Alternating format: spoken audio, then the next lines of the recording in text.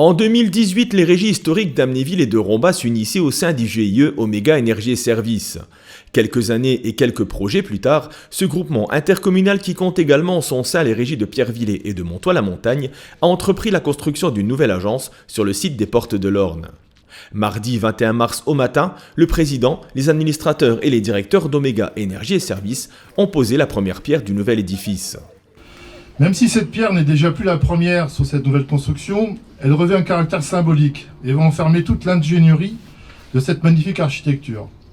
Symbolique à plusieurs titres d'ailleurs, puisque cette construction confirme le pacte que nous avons fait il y a 4 ans, en mêlant nos forces, nos envies, celles des régies d'Amnéville et de Romba. On disait à ce moment-là, ça ne marchera jamais, ça ne tiendra pas. Amnéville-Romba, c'est compliqué. Et puis ces deux directeurs-là sont tellement différents. Ce qui est vrai, je vous l'assurer, c'est vrai.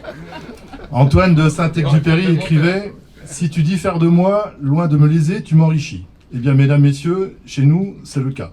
Notre diversité est notre force. Situé sur le territoire des Portes de l'Orne, ce nouvel équipement de 800 mètres carrés, qui est en pleine construction, est doté d'une architecture soignée qui s'intégrera parfaitement sur ce site si particulier et permettra d'optimiser l'accueil des abonnés à Omega Énergie Services, mais pas que. Ce projet n'est pas que le siège social d'Omega, ça sera la maison de nos usagers, de nos concitoyens, un peu l'équivalent d'une maison France Service, mais une maison France Réseau. Dans cette boutique, on aura demain pour les usagers du territoire la possibilité de souscrire à l'électricité, au gaz, l'internet, le téléphone, la télévision, prochainement avec nos confrères dans le THD, normalement la téléphonie mobile d'ici la fin de l'année, mais également, Monsieur Matélic, le président du CIEGVO, nous a dit peut-être un point pour l'eau potable, l'assainissement avec le Siavo, tout ça dans une seule et même boutique. C'est un peu le France Service local, c'est la maison des réseaux pour les concitoyens du territoire. Président d'Omega Énergie et Services et maire de Romba, Lionel Fournier se réjouit de la naissance du nouveau siège sur le site des Portes de l'Orne. Après le Cap Orne et le pôle d'accompagnement des porteurs de projets, l'agence d'Omega est le 3e bâtiment à s'y implanter, le premier à caractère privé. Donc c'est dans un ensemble qu'arrive ce bâtiment et je crois que c'est important de montrer qu'il y a un renouveau, un rebond. Et je suis très heureux d'inaugurer ce siège, cette première pierre du siège, parce qu'il y aura une inauguration officielle à la fin, et cette première pierre du siège d'Omega, qui fera à peu près, ou qui fera 800 mètres carrés.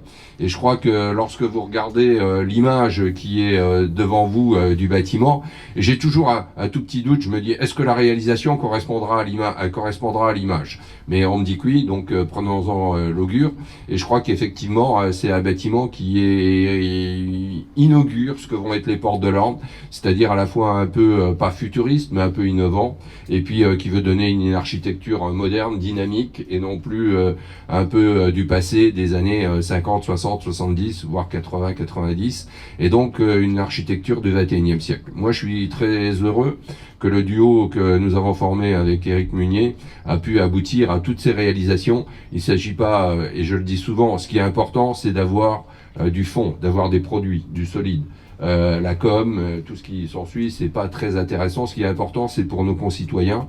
Et comme l'a dit, je crois que c'était Mathieu Forêt, il y a pour nous ici bâtir au niveau du territoire un service public de proximité. C'est pas un service public de l'État. Je le précise, c'est un service public de proximité des collectivités territoriales et de leurs instruments ou de leurs outils que sont les régies, les SM, etc. pour simplement assurer non pas le confort, mais l'essor de nos concitoyens dans notre région, parce que nous avions une image qui était répulsive, qui était vétuste, et je crois que c'est important de redonner cet aspect de rebond, de renouveau, et de dire on repart vers le 21e siècle, avec bien sûr d'autres domaines que ce qu'on a connu. La sidérurgie, c'est fini et depuis longtemps, nous le savons, mais je crois qu'il y a toujours un avenir, et c'était Winston Churchill qui disait là où il y a un chemin, il y a un avenir. Donc notre chemin, il est tracé sur les ports de l'Orne, sur les friches industrielles et sur nos villes. Et avec Omega, je pense que nous avons un instrument de première qualité.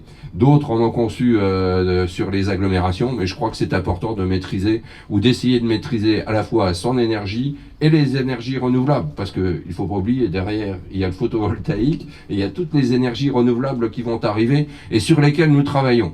J'en dis pas plus. Pour l'instant, on va inaugurer cette pose de la première pierre, mais il y a d'autres projets sur les énergies nouvelles renouvelables, les ENR, comme on dit. Et je crois que c'est important d'avoir des projets pour avancer. Et ce sont ces projets que nous allons mener à bien pour les années qui viennent.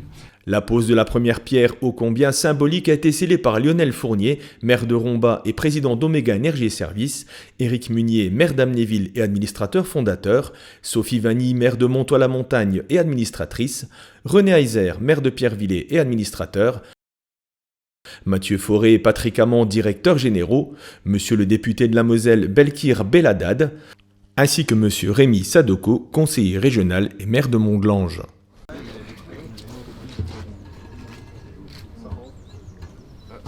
Voilà, ça y est, c'est rentré. La dernière pierre devrait, elle, être posée en fin d'année.